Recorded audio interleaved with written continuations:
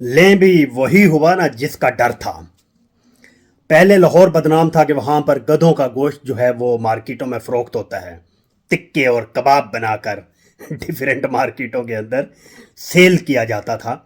लेकिन अब शामत आ गई है इस्लामाबाद की।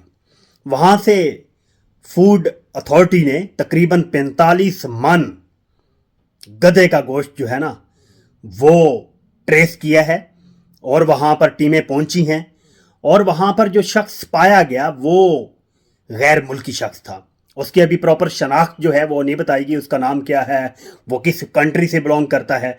अभी तक की जो स्टोरी सामने आई है वो स्टोरी ये है कि बताया जा रहा है कि ये जो 45 मन गधे का गोश्त है ये मकामी मार्केटों के अंदर सेल आउट नहीं किया जाता, ये फॉरेन कंट्रीज़ के अंदर एक्सपोर्ट किया जाता है। और इसकी जो खालें हैं और बाकी जो चीज़ें हैं वो भी फॉरेन एक्सपोर्ट होते हैं। स्पेशली उन्होंने ये भी कहा कि 45 मन जो है गोश्त ये मकामी लोग जो इस्लामाबाद के अंदर फॉरेनर्स रहते हैं उनके लिए है, उनको सेल आउट किया जाता है। तो मेरा क्वेश्चन जहां पर ये है, क्या इस्लामाबाद के अंदर इतने फॉरेनर्स हैं कि 45 मन गोश्त वो खा जाएं?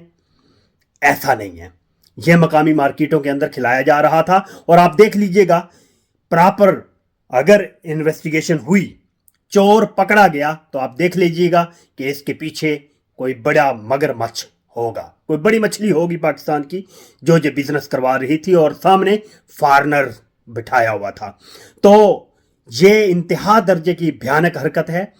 गैर जिसे कहते हैं कि गैर हाइजेनिक, एक वो गोश्त जो कि इंतहाई जो अगर ठीक होता, अच्छा होता, मुनासिब होता, हाइजेनिक होता, तो इस्लाम इसकी कतई ममानियत ना करता। इस्लाम ने सख्ती से मना कर रखा है, लेकिन लोगों को ये ज़बा करके खिलाया जाता रहा। और 45 मन, इट्स अ ह्यूज वेट। शर्म आनी चाहिए। अल्लाह पाक सबको गधे के गोश्त खाने से बचाए। Thank you.